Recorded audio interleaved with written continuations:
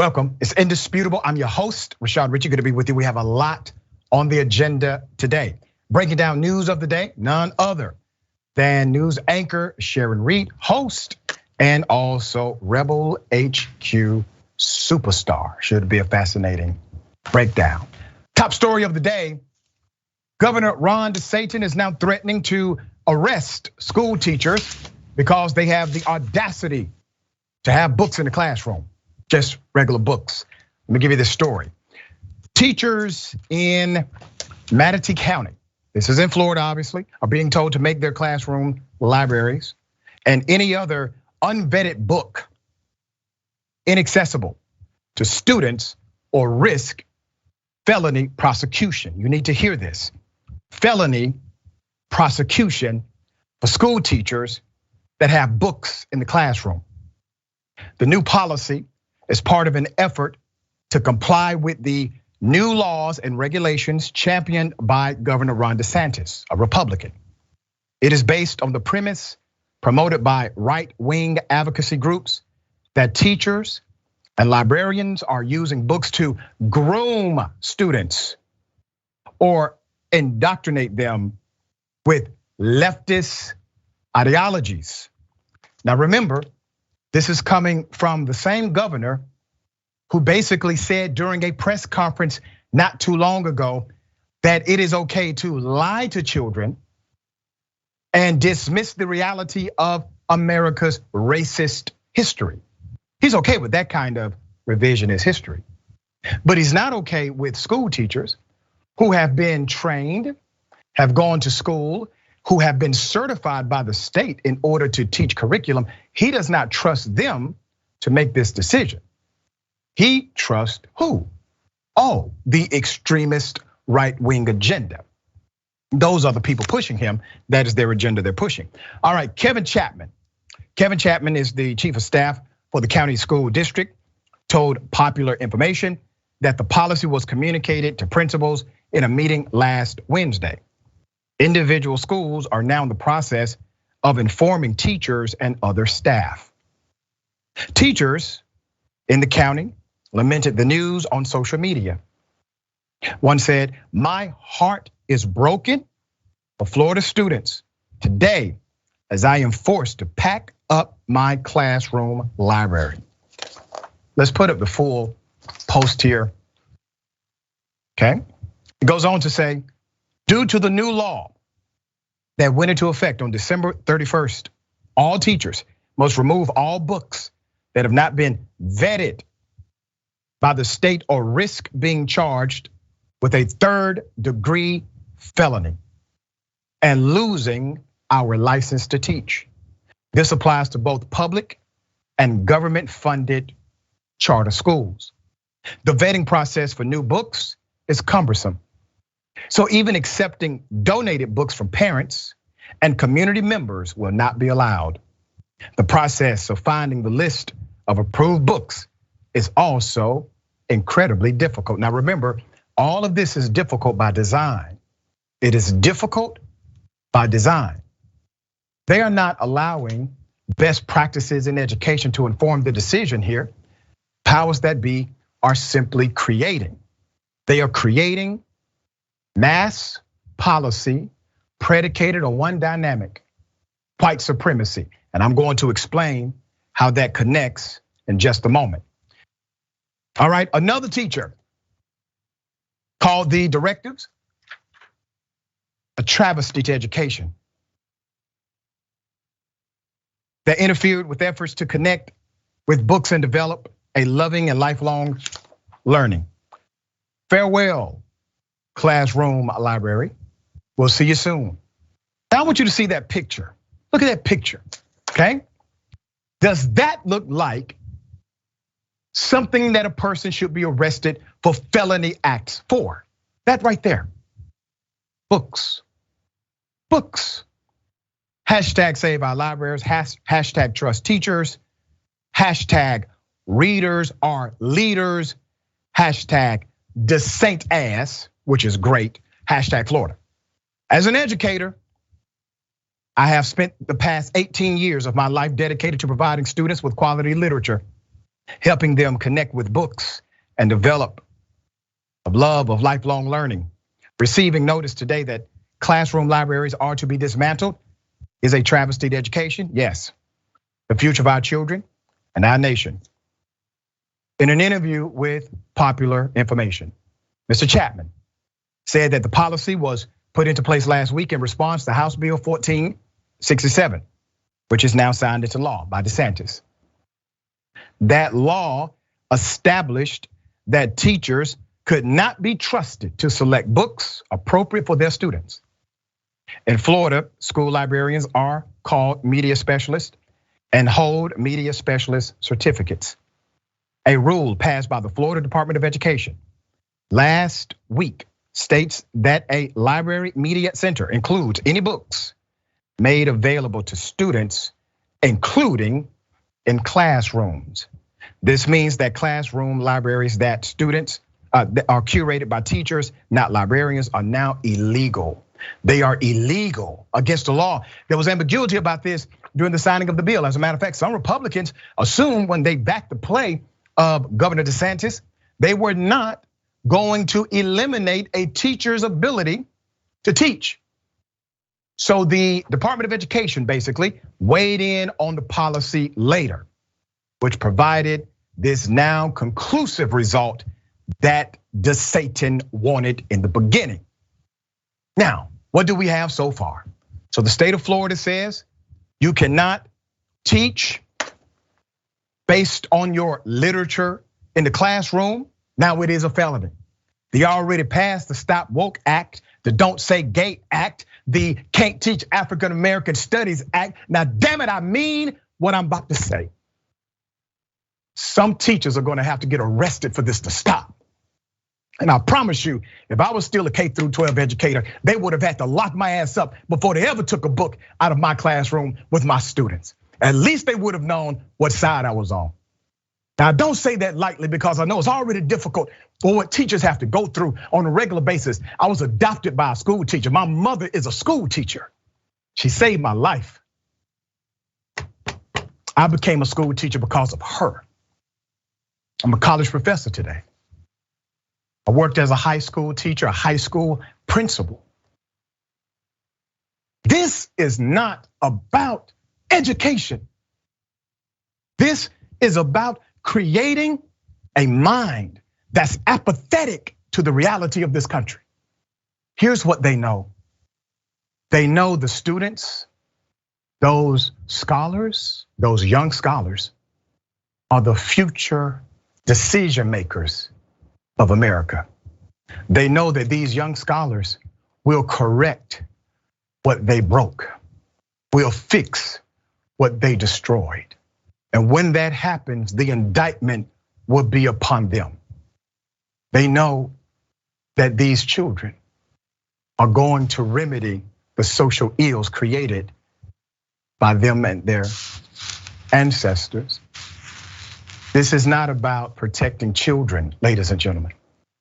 This is about protecting themselves. Please understand what's happening here. And now I have to bypass all of the bureaucracy. I have to bypass the politicians and talk directly to the teachers. Once again, I don't say this lightly. You're gonna have to stand up. I will stand up with you. I will do whatever I can. I will try to provide some legal counsel by way of paying for some lawyers to help, whatever I can do, but you cannot let them do this. If they continue to do this, it's going to permeate throughout this whole country. The man is going to run for president. What do you think he's going to do? Leave it all in Florida? You think he's going to leave it in Florida? Listen, Dr. King had a very simple strategy. Dr. King had to show the world how egregious the activity was happening in the South. So he had to provide contrast. People who were college students, high school students, had to become inmates in order to get things to change. It is a sobering sentiment, I know. But I promise you, there are some things worth getting arrested for, and children are definitely at the top of the list. All right, Sharon, thoughts here. Dr. Richey, I have chills. As you know, I'm the daughter of a teacher and a principal, but I have chills because I agree with everything you said. I am sharing the screen today with a man who loves learning so much. He's a doctor. He can't stop learning and wants to share with others. I have chills. If only people would vet the politicians the way this governor wants to vet books. Instead of being against everything. I mean, he loves being ignorant. It should be called the Stay Ignorant Act, because that's what he desires. And you're exactly right, dangerous. There are children, Dr. Richey, I'll end with this, who don't even have a book. You and I worked at the same place before. Remember, we would gift them their very first book bag full of books. That's right. And their eyes were filled with joy, and they compared and wanted to trade. And now this fool down in Florida wants to spread his ignorance, really like a communicable disease. He really wants to spread this thing, you're right, throughout the country. It's sick, it can't happen. I concur. There has to be a leader somewhere. I mean, in the whole state, there's not a superintendent of schools, there's not a school board chairperson, there's not a group of affiliated professionals in education who are willing to stand up in specific ways, file lawsuits, yes. Sometimes you just have to stand there and let them make the next move, right? All right, we're gonna continue to follow this story and all of the other ridiculous stories coming out of Florida.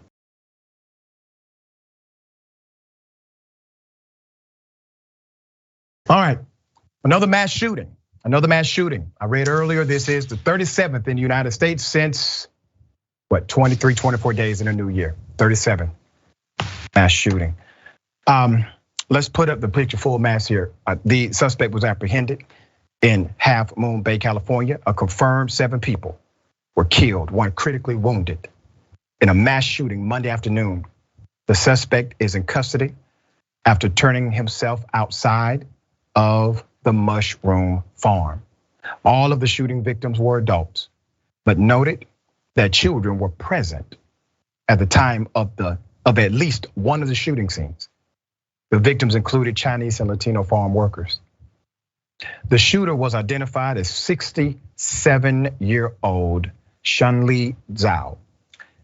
He was described as a disgruntled employee who worked at one of the mushroom farms, but no official motive has been announced. Authorities confirmed they believed the weapon, a semi-automatic rifle, was the only weapon used in the shooting, but could not confirm whether it was obtained legally or illegally. The incident comes only 2 days after another mass shooting committed by a 72-year-old in Monterey Park after a Lunar New Year festival Saturday night. That left 11 people dead. It injured 10 more. The sheriff's department said the suspect shot and killed himself inside of the van. People who knew him described him as a quiet man who didn't get along well with many people and was quick to anger. But they also could not recall him ever getting physically violent. He was a regular at Star Ballroom Dance Studio where the shooting occurred. This is now the 39th actual mass shooting when you combine these two within the first 3 weeks of 2023. Experts speculate that at this rate, 2023 be the worst year of mass shooting in the history of this planet. Now, the person who did the shooting is going through the process afforded by the US Constitution. It's called due process. Killing people regardless of reason, killing people, a mass shooting, the aimless, the area of shooting individuals that are simply there working, evil. These people just went to work. These folks aren't even the ones you're upset at. Yes, evil, period. semi-automatic weapons. You know, those are evil too. Here's the reality. People who are hell-bent on killing folks try to get guns or weapons that can do the most harm in the least amount of time. We've said this for decades. It's real simple. So let's say he doesn't have a semi-automatic weapon. He has something lower caliber, not as much artillery, cannot create as much damage. You may say, well, Doc, that won't matter. You know, guns don't kill people, people kill people. Let me say this again. If he could not get access to a weapon of that magnitude, as it is the law in most countries on the planet Earth, while you may say it makes no difference, I guarantee you, the people that would have been saved would say different. We have a gun culture in America, yes. We also have issues that permeate beyond just the gun culture, and it's our realization that there are people like this who will be willing to kill. Not because you did anything wrong, but because they feel like somebody else did something wrong. They're gonna come after you. Well, I wanna be protected. I do. I know you wanna be protected. I want you to be protected. But as long as civilians can get their hands on the most dangerous weaponry in the United States of America, and somehow those on the right will claim, well, this is all about protecting your individual rights. This is all about the US Constitution. Do you realize that the US Constitution was not written for semi-automatic weapons? As a matter of fact, when the damn thing was written, it meant knives too. So you can just walk up and just have a knife any way you choose to? Typically not. Your right to bear arms is not your right to bear whatever weapon or ammunition you choose. And the Constitution is very clear. It's for a well-regulated militia. All of this access to guns does not suggest a well-regulated militia. The US Supreme Court changed our understanding of the Constitution, but the Constitution is clear. All right, Sharon, thoughts here. Well, you know, I would feel more comfortable. Who was the baby that you showed the other day holding a handgun? What rights was he protecting, okay? I would feel more comfortable if the baby had a knife that you could get at and disarm, okay? Not saying babies should have knives, but this is ridiculous that we cannot be reasonable people and agree that there's too many out there. Since the beginning of time, people have felt wronged. Perhaps you slept with someone's spouse. Perhaps you lost in a dice game. But when you have a semi-automatic weapon, there's no coming back from that. And there's collateral damage all around you. But we're gonna go with the lie. Yeah, all right, we'll continue to bring you updates as they come. We know that more details are forthcoming.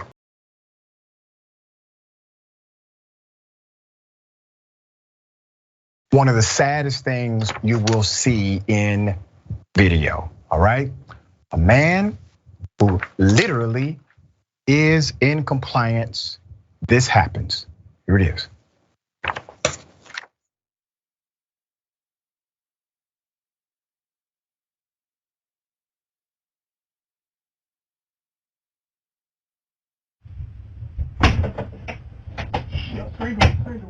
It's open up there. Go ahead. Wait. What's going on? Hello? Hello? Hello? Come outside, David. Step outside the door onto the deck and show us your hand. What's going on?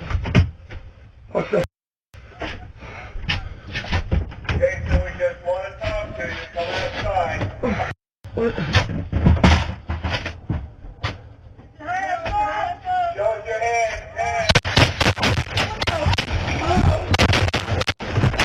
What did you do? I'm shot. What the hell? I'm shot. He's shot. What the hell did you do? I can't. I'm shot. He can't. He's shot. I'm shot. He's disabled. He's shot. Please. I'm shot. Can you hear me? I don't have a gun. I didn't have a gun. I didn't have a gun. Got it clear. I didn't have a gun. I didn't have one. I got him. I had to. Turkey police, am I here now? Yourself. Turkey police, am I here now? Yourself. police, you have the arrest. Yes, they're on their way. You shot me right here. Did you see that?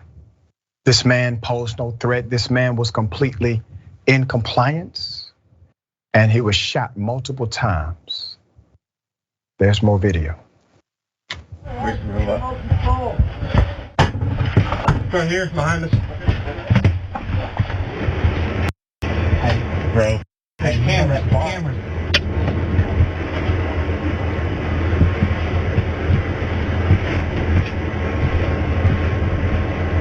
Here's the firearm again.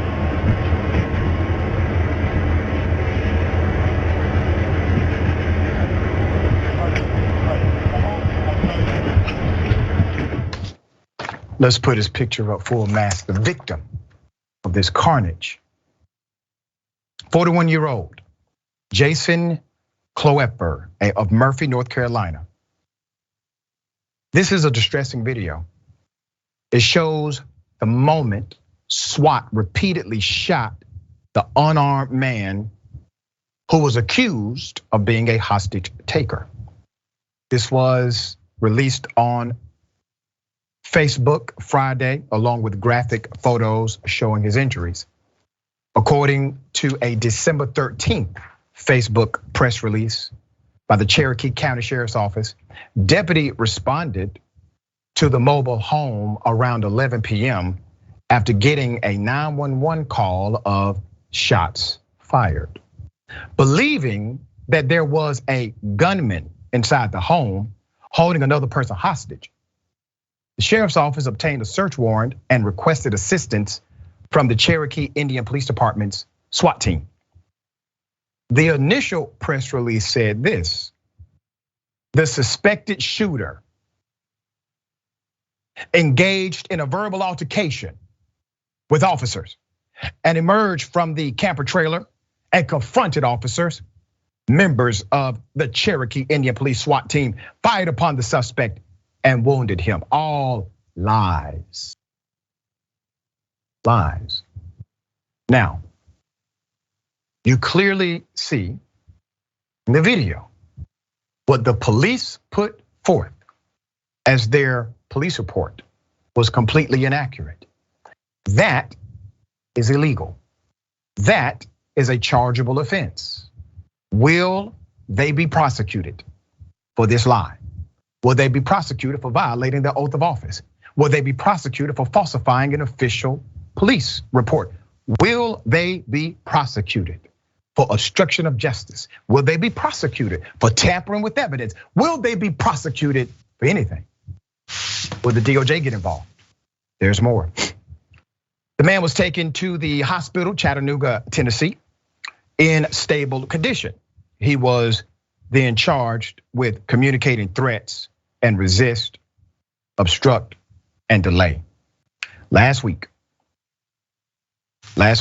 he shared images revealing the extent of his injuries, including a long wound closed with metal staples running from the middle of his chest down to his groin, and a second injury to his left arm.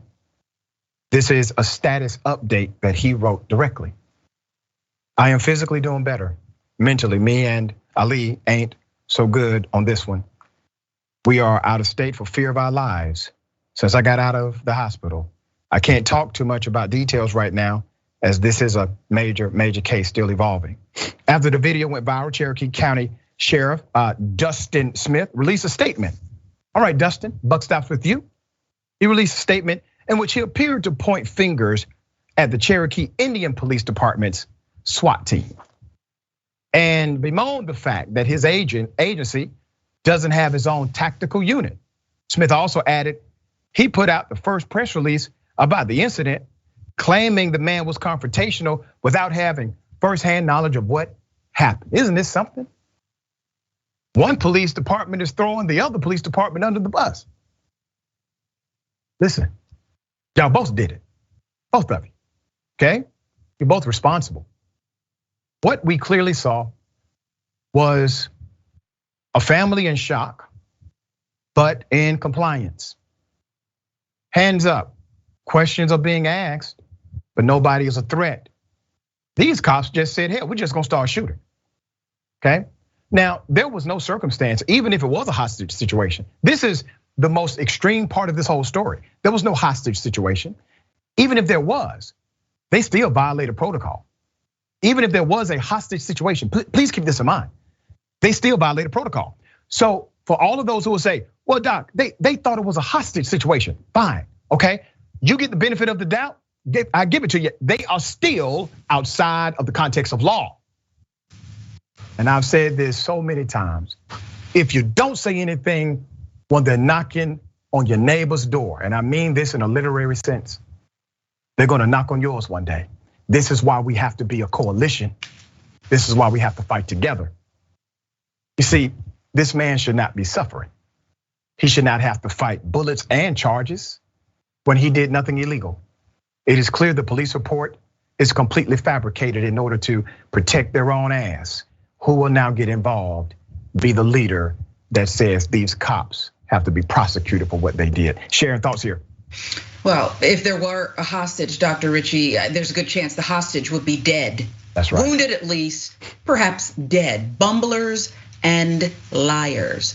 Bumblers and liars. Bumblers because they can't even execute when they have eyes inside. No more toys for you, no more tools. You don't need them, you don't know how to use them properly. You're just fumbling in the night and you're hurting and perhaps killing good people.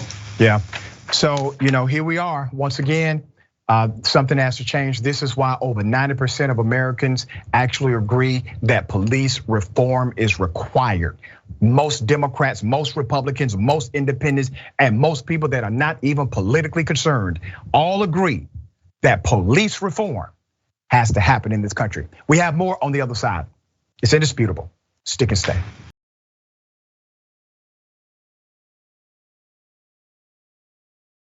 All right, welcome back. We still have a lot of show left. Let me read some of these comments.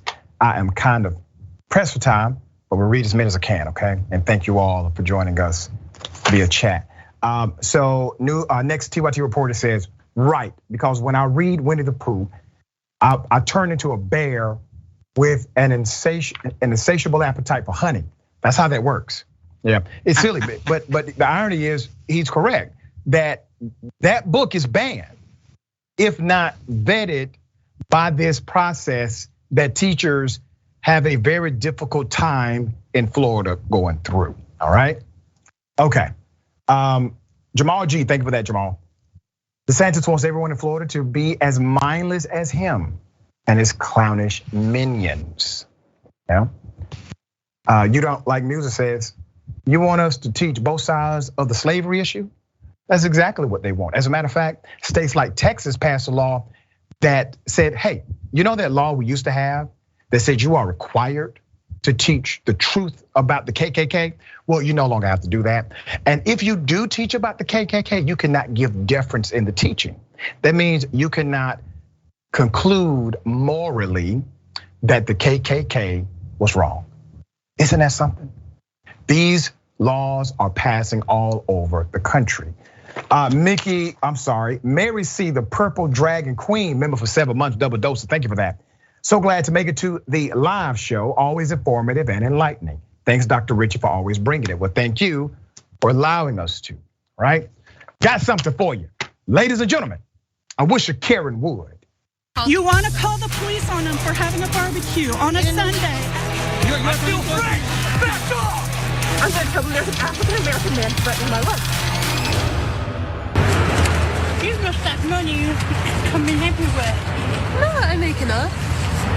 Yeah, but you appear every day begging. Begging? Yeah. No, I'm not a beggar. You are? No, I'm a performer. It's still the same. No, I don't think it is, but Yes, it is. definitely isn't.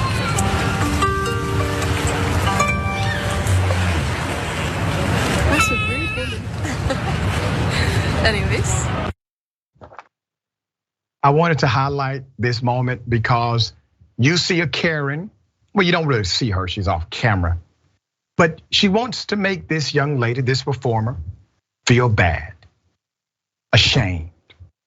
Let's put up the picture full mass.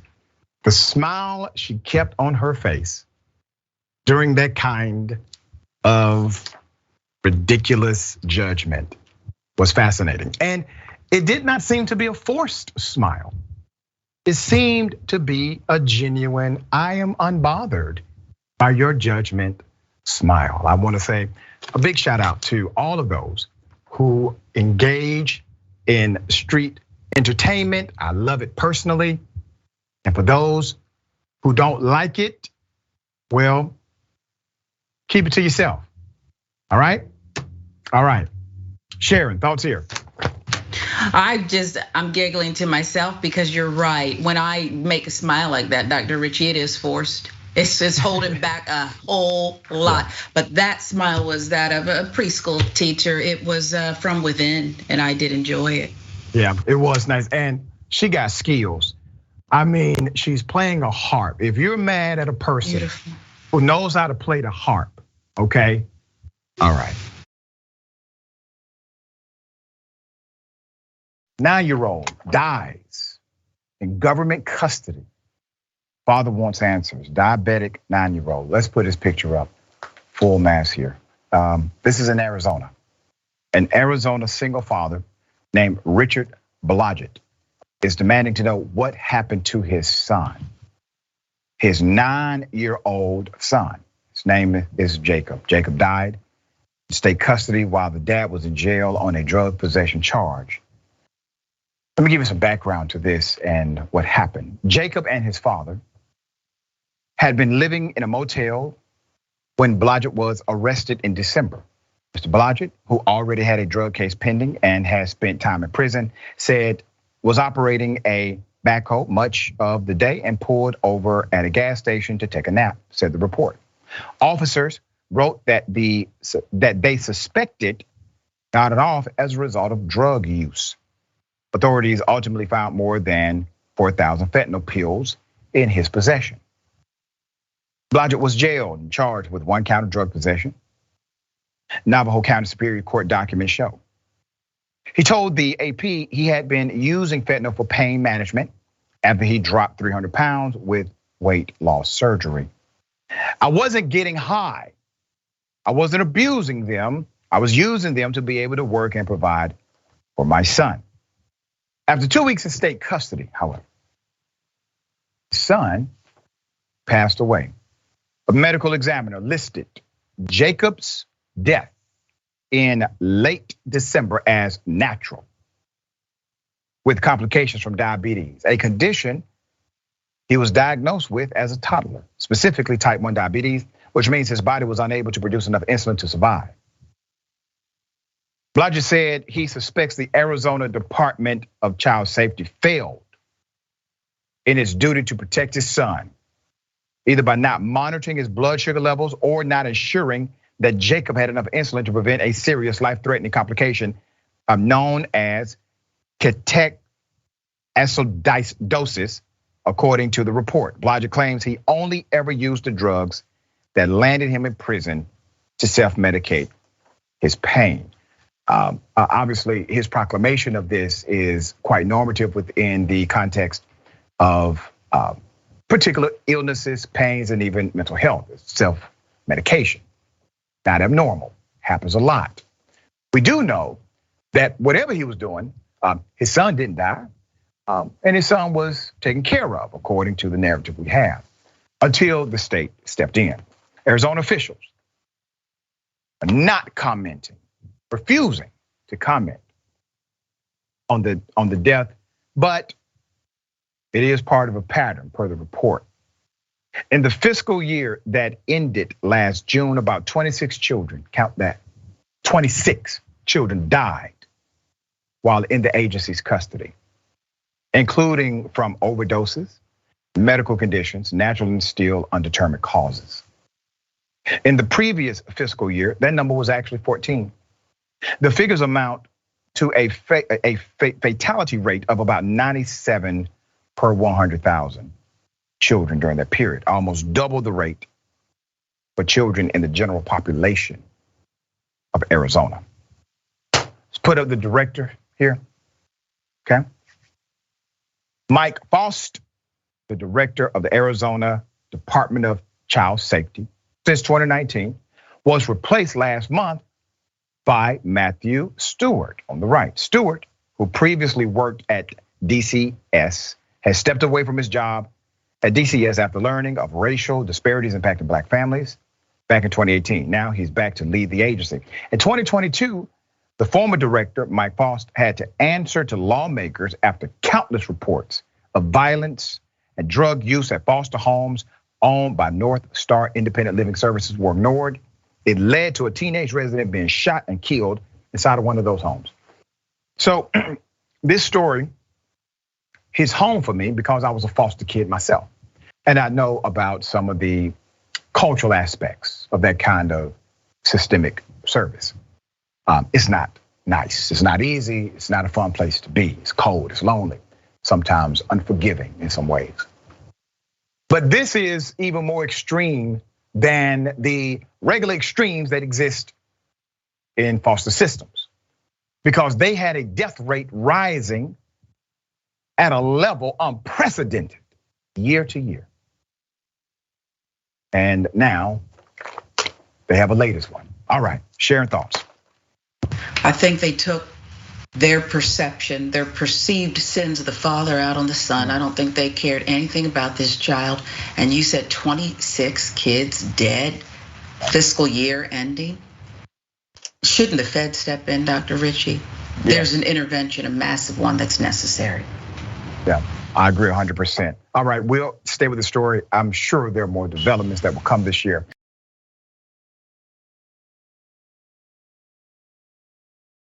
The police, they showed up intoxicated. I kid you not. Let me just go to the video. I am not Within reason, he believes that. Hey, can I get a sergeant? We can't find anybody. I want a sergeant. I want a sergeant. Because I want a sergeant to see him. Go inside. I want a sergeant to see him. No one You should know for a fact this man is under the influence or something. I have a party here requested for a sergeant. You know he's under the influence or something. Okay. Hey, if I held my finger up and told you to follow my finger, could you do it? Was all engaged on canvas? You're high, dude. So I understand you guys are upset and frustrated. You brought a high cop to my house. Frustrating. You guys walked to my mom's house. Look at without this. permission. Hey, can I get your name and badge number? Can I get your name and badge number? Shepard 175. Who? Officer Shepard 175. Officer Shepard what? 2075. 2075. It was Hey, you not cool. Hey, you cool. insecure. Hey, look, we're not gonna be hostile. And it We're wasn't- actually cool. and my door wasn't Bro, open, you're showing it was really shut. cool, but let's be honest. He doesn't see. Yep. You know how the officers at the precinct knew he was high? When he actually gave them the badge number. Because cops don't do that when they sober. All right, let's put up the picture of the police chief. This is insane. How does this happen? Kansas City, Kansas Police Department. The officials are now investigating the on-duty behavior of their officers, showing up to a Black family's house, appearing to be under the influence. The Kansas City, Kansas Police Chief, Carl Oakman, is aware of the online footage and the officers' conduct. That's according to the department officials. The patrolman is on administrative leave right now while the department heads up the investigation. So the chief said in a statement, and I quote, "As soon as we became aware of the situation, late last week, we began the process of an internal investigation," said in the department statement released Monday afternoon. While still early in the investigation, preliminary information indicates that a medical condition may have been a factor in the officer's appearance. All right, put his picture back up, okay? All right, you must be on the sauce too, sir. Because who in the hell, and listen, I'm going to say this authentically. If you decide to co-sign on this BS, you deserve whatever narrative is affixed to you because of these cops. Because you have more than one violation. You have another officer who allowed it. you have a supervisor called a sergeant who signed off on it because that's how they check in for the day and get their marching orders. You had multiple people who were aware that this or these individuals engaged in something unbecoming of an officer. And for you to create a conclusion based on a preliminary investigation, completely violation of internal protocol, for you to do that lets us already know that the fix is in. But see, I can see straight through the design you are trying to cast. It will not work. You put that in the universe and I have now knocked it back down. So try again. These officers have to be accountable, sir. They have guns and a literal license to kill. So let's follow your preliminary results. Oh, it was a medical condition. Okay, was he aware of the medical condition, Chief? Did he make proper remedy to ensure that he did not put somebody else in danger because of this known medical condition? You see, these are things that would result in what? Anybody else being arrested. You know, you can have a medical condition and then drive knowing that you have a medical condition, get into a wreck and you can be charged. Why? Because you had knowledge of the medical condition and you decided to engage in driving anyway. Yeah, people actually do get arrested for that. Mens rea is not required, simply knowledge of the fact that this could happen and it is probable to happen. So even that narrative which you're trying to create doesn't let them off the hook. All right, Sharon, thoughts here. Well, anybody who thinks the chief maybe just caught a contact because people are getting blunted at the station, and the statement tells you otherwise. The chief might be on the hard stuff. I agree. The chief might be on the hard stuff. It's ridiculous, okay? I think Afro Man had a song about what was going on, right? What was this song, Dr. Richey? Okay, this is ridiculous. Yeah, it really is. Leadership matters. And I would say this, the chief probably likes these officers. Maybe they get along, maybe he knows the family. Leadership sometimes is not only about who you are willing to motivate and move, but sometimes leadership is about who you're willing to offend when necessary. And sir, you cannot have people with guns under your leadership doing things like this. All right, we're gonna follow this story. We got more on the other side. It's indisputable, stick and stay.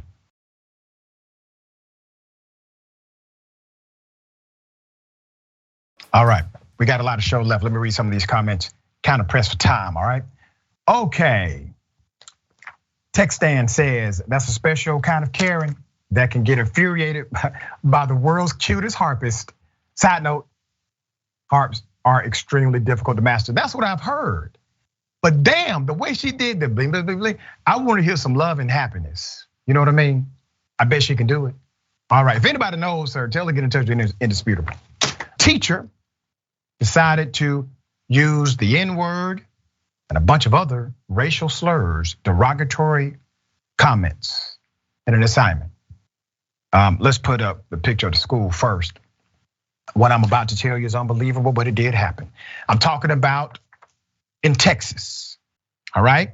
Killeen, Texas, at Rancier Middle School. One of its teachers has now parted ways after the educator assigned middle schoolers worksheets loaded with racist slurs and offensive language. There are multiple forms of assignments that used these words. Let's put it up. Who in the hell would create a curriculum like this? There was a trigger word search. Let me say that again, a trigger word search. The words included the N word, the B word, the R word, and the word dumbass, along with crackhead, stupid, fat, ugly. That was the actual assignment handed out by a middle school teacher.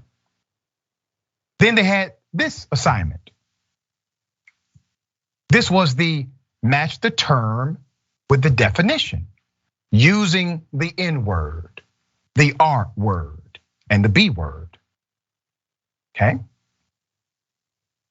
And then there was fill in the blank, using the N word, the R word, and the B word.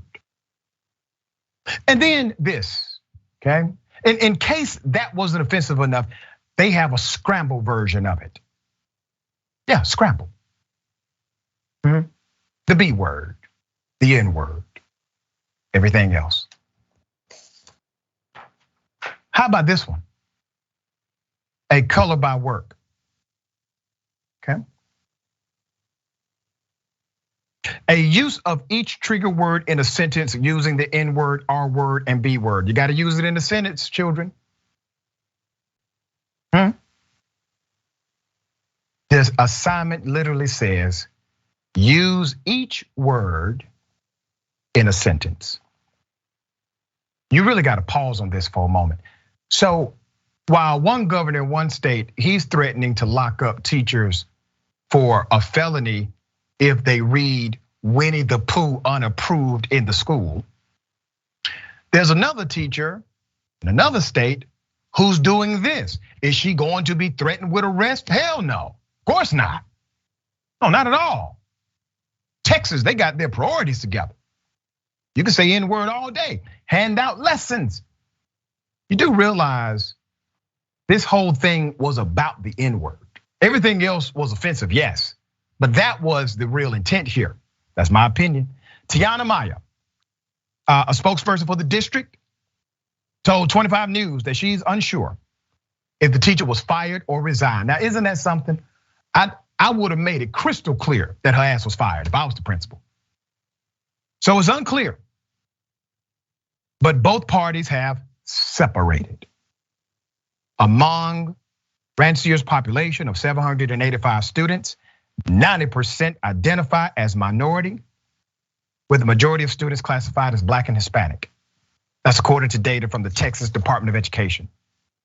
The former teacher in question has not yet been identified. We are still trying to identify this particular educator so that we can let people know, do not hire this individual. We are unaware if they have done the right thing, which is to put her on a list that says she can no longer work. I don't think they did the right thing personally, because decertification would be the only right thing to do at this point. All right, Sharon, thoughts here?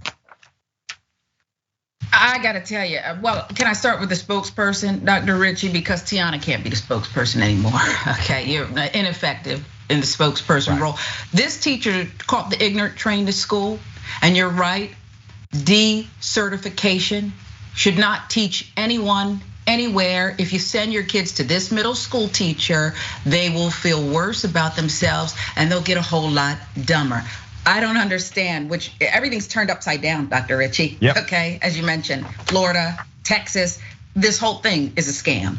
Yeah, it really is. But it goes to show that when states start saying, hey, let's loosen the standards for educators. Let's make sure people who have never gone to college, but they served in the military, can now teach history. Well, they're doing that to serve a particular agenda, all right?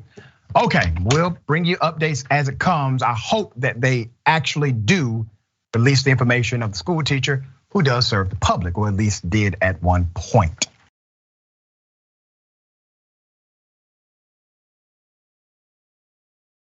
All right, a man in crisis, in a legitimate crisis, dies after the cops left him in a cell. Let me go to the video.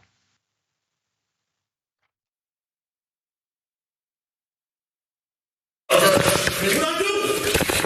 I ain't did nothing wrong. I ain't did nothing wrong. Hey, be the police involved. Run it up. I got it. You're good.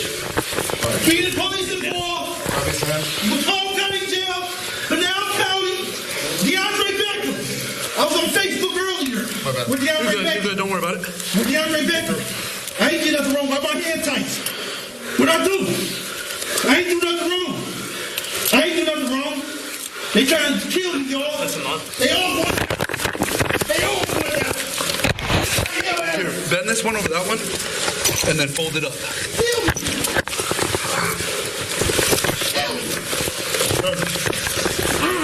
Wash your hands. Fine. A little bit of blood on his fingers.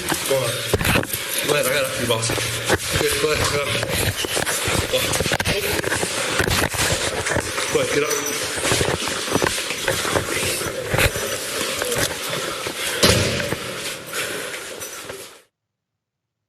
killed him, died. Put up his picture. And when I tell you the background to this, you're going to be as infuriated as I am. Akeem Terrell was held down by officers after being taken into custody, okay?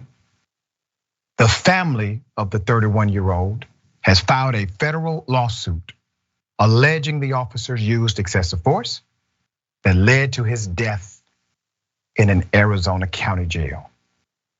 The excessive force lawsuit is for an unspecified dollar amount and claims that Akeem's Fourth Amendment rights were violated and officers and deputies involved lacked adequate training.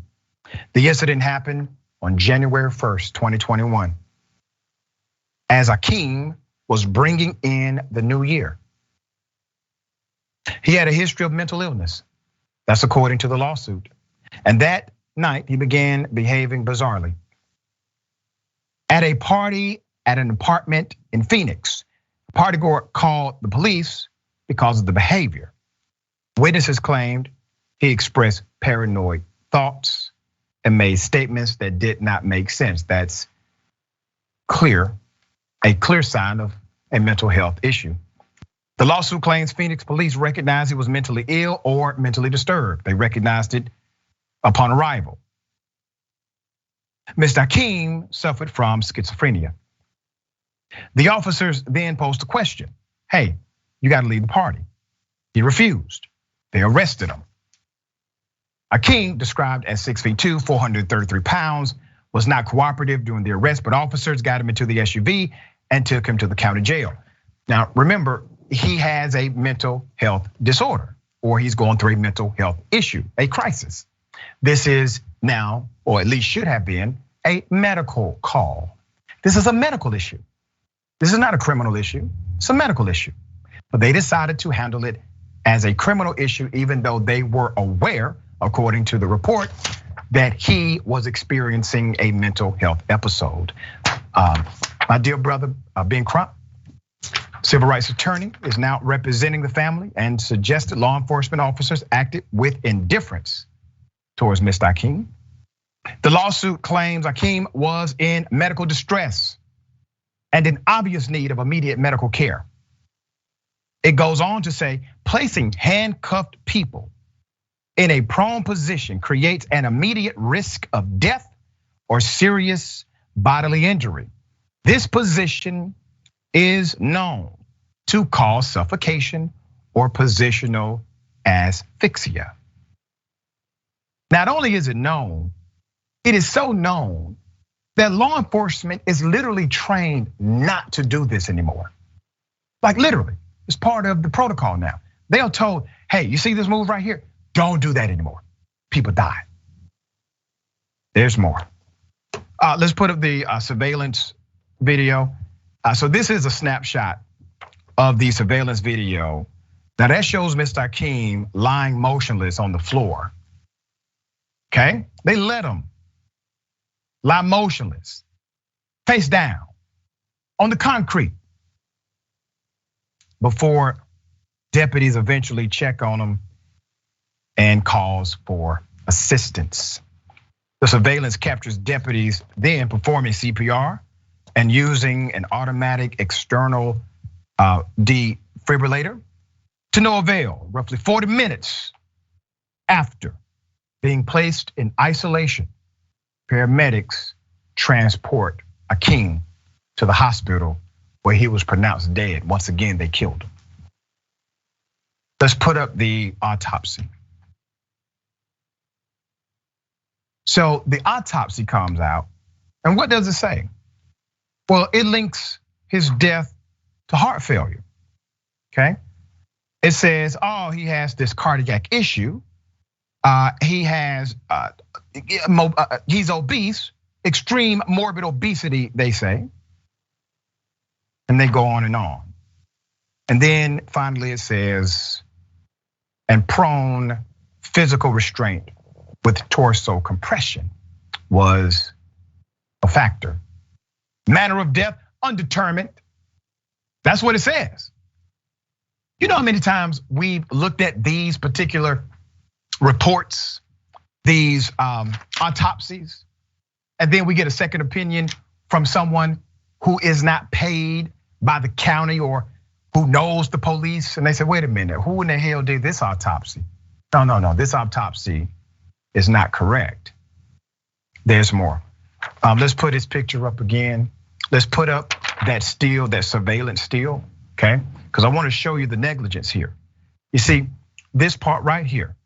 If the officers claimed, hey, we did not know that our actions would have caused his death. All right, well, what about this action? What about your inaction? It's called gross negligence. That is a criminal charge. What about that one? Just leaving him there, face down, not able to breathe, not able to move. What about that one? Is that the same? Because I guarantee you, that's also against the law, and it's definitely against the written policy of your institution. His autopsy listed his cause of death to be cardiac related, obesity, etc. His manner of death undetermined, and how the injury occurred is listed as stemming from law enforcement restraining or restraint in setting acute psychosis and significant natural disease, providing cover for law enforcement. Here's what we do know. If they would have treated it as it was, as the autopsy suggests, hey, he has a medical issue. If they would have treated him like a patient rather than a prisoner, the brother would be alive today, more likely than not. All right, Sharon, thoughts here. The thought is it's a scam, sudden custody death syndrome. We all have pre-existing conditions, Dr. Richey. But when police put you in handcuffs and they gang up on you and you die, you're not dying because of the pre-existing condition. You're dying because they killed you. And I'll say this about the 40 minutes of CPR that just happened to be caught on that surveillance footage. That's a scam too, because they didn't care anything about this man. Yeah, and typically we see this happen where they will utilize that as a defense later to try and prove somehow that everything just happened so fast and everything was an accident. Yeah, y'all left him in there. That was all y'all did that. All right. Okay, we're going to continue to follow this story. We have more on the other side. It's indisputable. Stick and stay.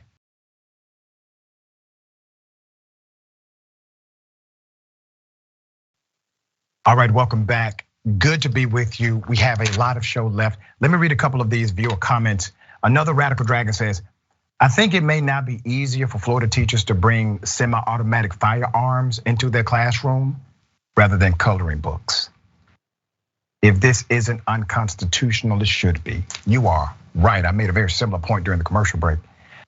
Mickey C. the Silver Dragon says, 5 cops on him, down on his face and stomach with a cop's knee in his back, then left an overweight man on his stomach, leaving him unsupervised.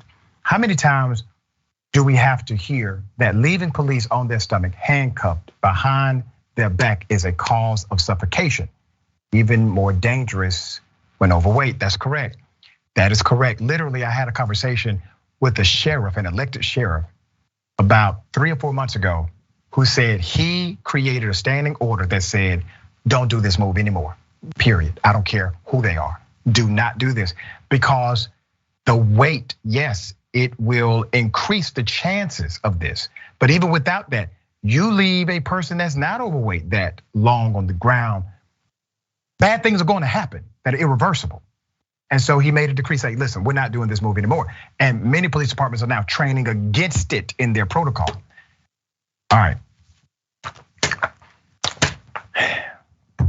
Obviously, police officers know how to de-escalate when there's a white woman who has shot somebody, let's say her husband, and she still has a gun and refuses to drop it.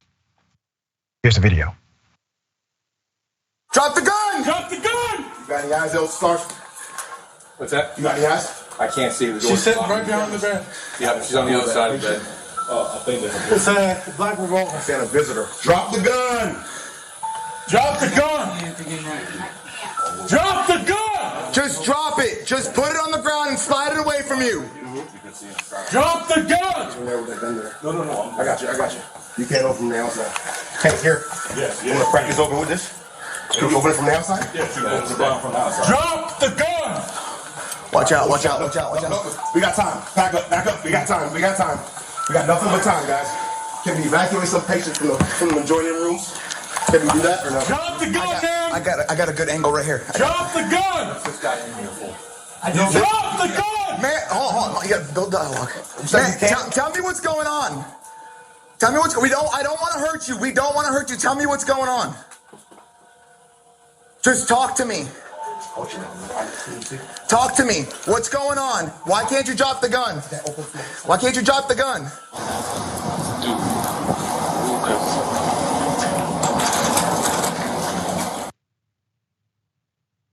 Let's put up a picture for a mass. One of the statements you heard the police say, we got nothing but time. Another officer said, hey, I got the angle right here. No, we got nothing but time, okay? You know how many times I've said that on this show? I've said, listen, you all have nothing but time, wait it out. They're not going anywhere. I'm highlighting this story not to suggest that this woman should be dead, even though she killed her husband and still had the gun in her hand when the police came and refused lawful commands to disarm herself. What I am saying is that the countless Black and brown folk that have been killed by law enforcement without a gun, had no weapon. The police didn't have time for them. Those who were experiencing a mental health crisis, like the story we just covered, the police did not have all day for them, but they had all day for Miss Gillen, Miss Ellen Gillen. She was repeatedly instructed to drop her gun after she killed her husband in that room. She shot and killed her husband, Jerry, who was ill, then refused commands to put down the gun. She has been charged with first-degree murder and assault with a deadly weapon. She is being held without bond, but she will receive what the Constitution mandates: due process. Due process. She will get it. She will receive due process. Now, why do you think these cops have so much patience here? The woman has already demonstrated she's willing to kill. I thought they were in fear of their lives. The woman has demonstrated in that moment that she is not willing to listen to a lawful command. She has a gun, knows how to use it, has already used it. Somebody's dead, somebody else could die. They have patience. Why? Because when they looked at her, put a picture up.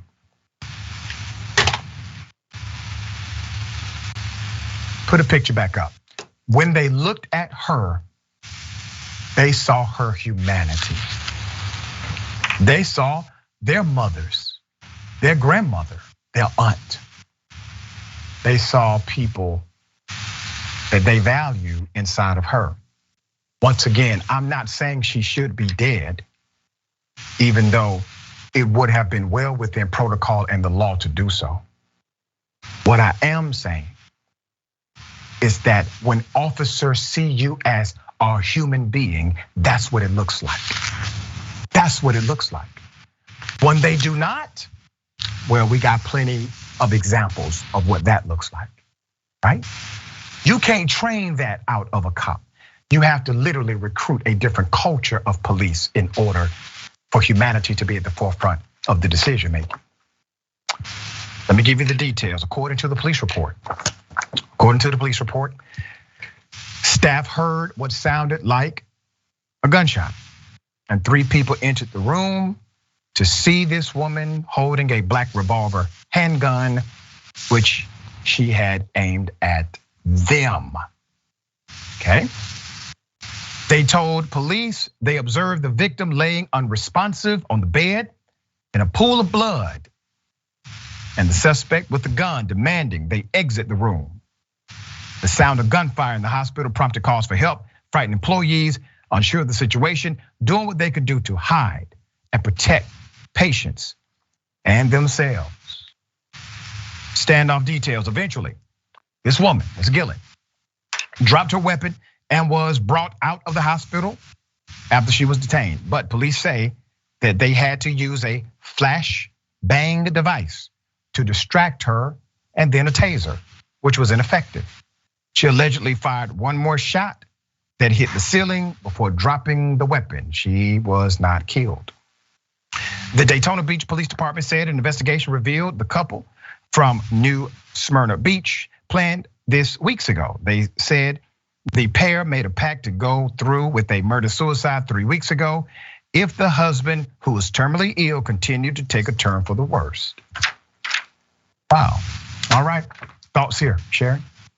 Well, let's start with after they spared her life, and she apparently exhibited this superhuman strength that normally we only hear about from black men. Okay, they had to do it. But what I heard infuriates me, Dr. Richey, because it was really speaking her love language. I heard a love song. I heard that, I wrote it down. We got nothing but time. I got a good angle. I mean, they were really speaking, tell me what's going on. I don't wanna hurt you, baby. Yep. Okay, right. I threw in the baby. They can have all the time in the world when it looks like their mother, sister, wife, whatever. But when it's an unarmed black man or a black man in mental health crisis, you're right, not their love language. No patience, no love, nothing. All right, once again, not saying she should be dead, but I'm saying there's a whole lot of other folks that should be alive.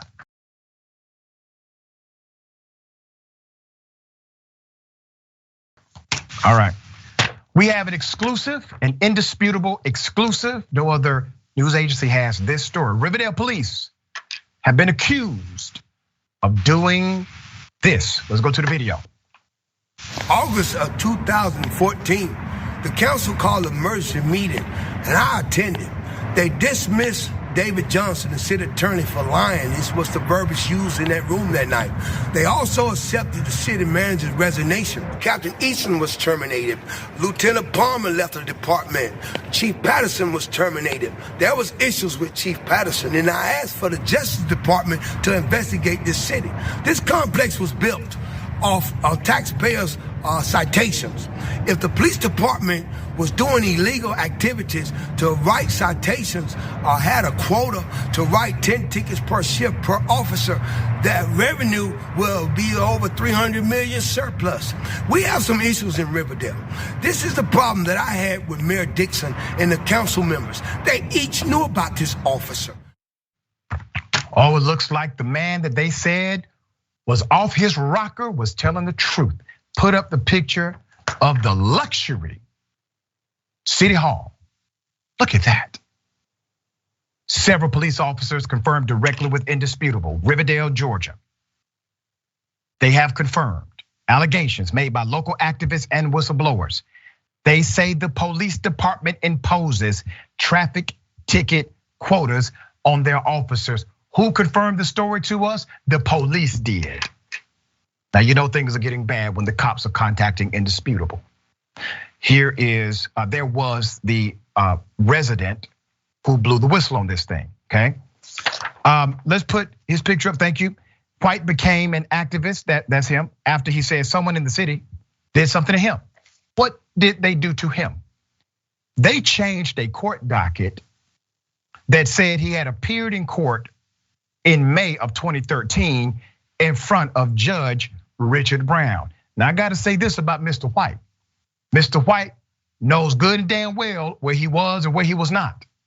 And when this happened, they picked the wrong brother in that community to do this to. Let's put his picture back up again. But White showed us the documents to reveal that he was nowhere in custody. He was not in front of that judge. None of this happened. Antonio White was telling the truth.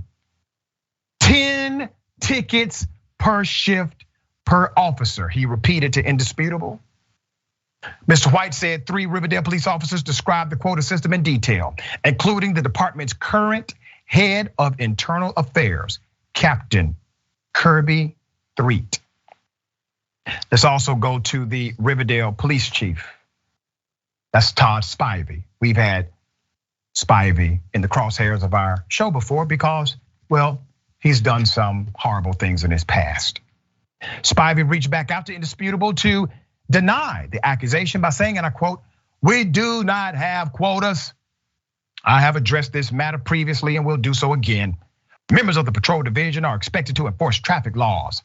The job description for a police officer has the following listed under major duties: enforces traffic and parking laws through the issuance of citations and warnings, routinely inspects roadways, bridges, and traffic signals and signs to find and report any hazardous conditions." He wrote that to us.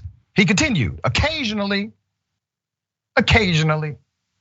we have officers complete 1 or more 12-hour shifts without any proof of enforcement activity. Well, wait a minute. So if everybody's obeying the law, you assume the cop just did not engage in enforcement activity. Okay, there's more. These non-performers, as he says in his quote, these non-performers are reminded that traffic enforcement is part of their duties. Thank you for the information. Police whistleblowers told Indisputable. High department turnover has reduced personnel to an officer and supervisor per shift. 1 cop, 1 supervisor per shift. You heard me right. 1 cop, 1 supervisor per shift, a violation of what? Of Georgia law. Georgia Police Accreditation Standards has seen right here in the manual. This is a violation of the policy and the protocol. Why? Because of accreditation and safety. The manual instructs 4 officers. A supervisor and a commander should be on duty each shift. The officer schedule currently posts list many officers who left the department. Look at this. Daniel Molina, who Indisputable reported transferred.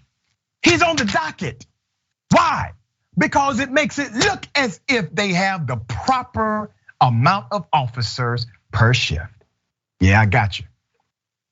Riverdale police officers, speaking on the condition of anonymity, denied their chief's explanation. They told us the truth directly.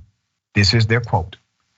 When he says these non-performers are reminded, he does contradict his statements because they say, no, there are no quotas. But if we work as if there are no quotas, then they come to you and say, your performance has dropped. And when they say that, we know exactly what they're talking about. They're talking about only tickets. Here is the mayor and the city manager. Mayor Evelyn Wynn Dixon and the city manager, E. Scott Wood. Now, this is what we call a weak form of mayor power, meaning she does not have the same kind of power as, let's say, a New York mayor or the Atlanta mayor. She's a vote. The person that has the power is the city manager. It's the person that actually runs day-to-day operations, all right? Department insiders say these city leaders are responsible at the end of the day, and they have the authority to change it, okay? We're gonna bring you updates as they come. Share your thoughts. Ferguson, remember all those tickets they wrote in Ferguson, Missouri to justify their very existence? The Ferguson, big as my backyard, okay? And I got 2 or 3 dogs back there, okay? That's it. They're small, little tiny dogs, and they're writing tickets just to justify their existence. Somebody make it stop, please. Yeah, and we're very thankful for the officers who were willing to speak directly to us and give us the real story. We need more people like you. Sharon, always a pleasure having you on the show. Tell people how they can follow you, check out your great work. At Sharon Reed Live, I appreciate you very much, Dr. Richey, Rebel HQ contributor, and I just appreciate being on with you. We appreciate all that you do, always a pleasure. All right, remember, take care of yourself, take care of each other, take care of the planet. Remember, the truth is always indisputable.